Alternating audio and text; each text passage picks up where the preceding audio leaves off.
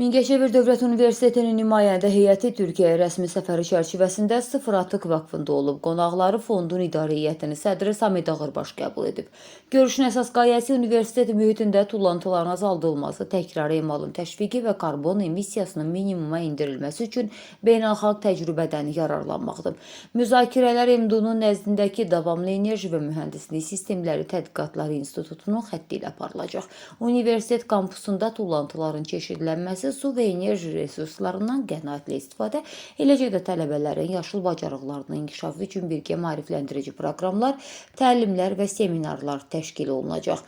Rektor Anar Eminov qeyd edib ki, bu təcrübə universitetdə ölçülə bilən ekoloji göstəricilərə əsaslanan idarəetmə mexanizminin qurulmasına mühüm töhfə verəcək. Fond sədri Samid Ağırbaş isə gənclərin ekoloji məsuliyyət prinsipi əsasında yetişdirilməsinin əhəmiyyətini vurğulayaraq MDU-nun təşəbbüskarlığını yüksək qiymətləndirib və yaxın gələcəkdə birgə layihələrin icra olunacağını bildirib. Azərbaycanda ilk dəfə olaraq sıfır tullantı modelini institusional səviyyədə tətbiq etməyə başlayan Mingəçevir Dövlət Universitetinin bu addımı digər ali məktəblər üçün də ekoloji nümunə rolunu oynayacaq.